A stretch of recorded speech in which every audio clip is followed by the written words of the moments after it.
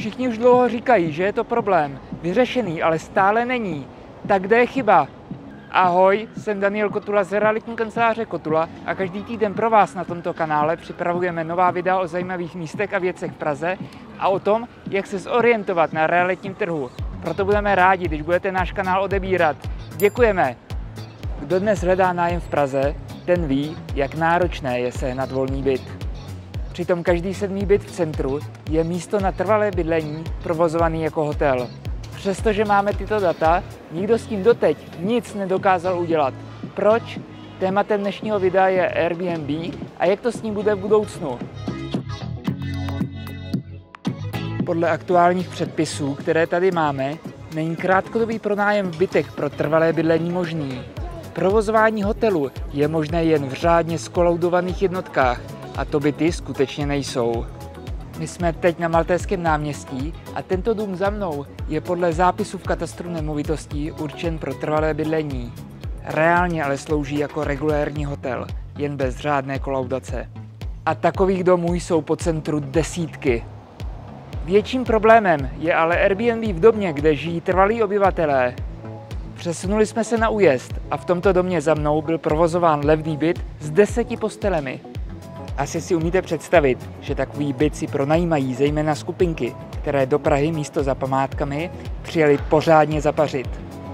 Prakticky každý týden tady byly párty, kvůli kterým se nemohli obyvatelé domu vyspat.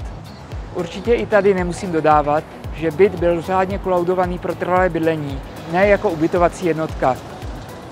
Naštěstí se nechal majitel po mnoha letech přemluvit a od svého podnikání ustoupil. Ne každý dům má však takové štěstí. Například hned o vchod vedle se aktuálně nabízí byt s 8 postelemi.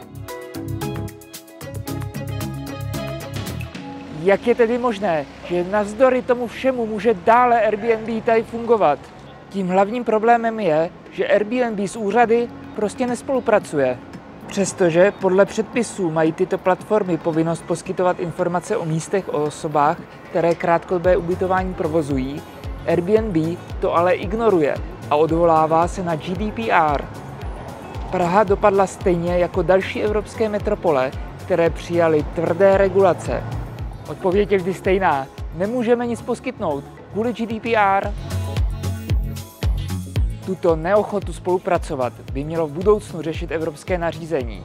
Na to si ale ještě chvíli budeme muset počkat. Když nespolupracuje Airbnb, rozhodli se politici a úřady soustředit přímo na provozovatele jednotlivých ubytování.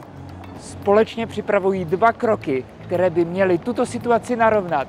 Které to jsou? Tou první je příprava metodického pokynu pro stavební úřady tak, aby v případě chybějící kolaudace postupovali jednotně. A to je právě zásadní, protože změnit kolaudaci bytu na ubytovací jednotku není vůbec jednoduché. Kromě splnění stavebních předpisů budou muset provozovatelé získat také souhlas společenství vlastníků jednotek a ten nevždy provozovatelé získají. A pokud by potom někdo byt pronajímal krátkodobě i bez upravené kolaudace, stavební úřad bude moct udělit až půlmilionovou pokutu.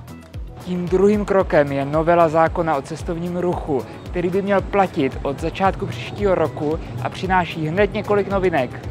Jednak provozovatel Airbnb bude muset živnostenskému úřadu nahlásit číslo bytu, který se krátkodobě pronajímá. Zároveň bude muset dodržovat podobné povinnosti jako hotel, například zajištění dodržování nočního klidu. A nakonec, pokud provozovatel nebo ubytovaný nebudou plnit svoje povinnosti, bude za to zodpovědný vlastník bytu.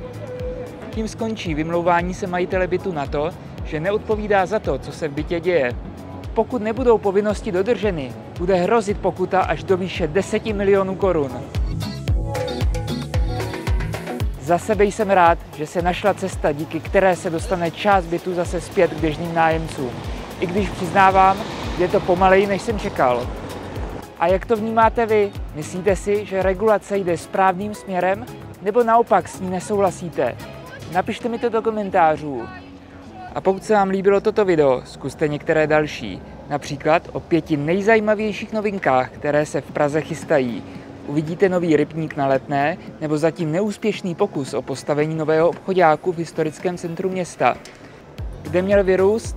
Odpověď a odkaz na video najdete dole v popisku, tak se určitě mrkněte. Na tomto kanále pro vás každý týden připravujeme nové video o životě v Praze a jak si ho co nejvíc užít. Proto budeme rádi, když budete náš kanál odebírat. Děkujeme a těšíme se příště na viděnou.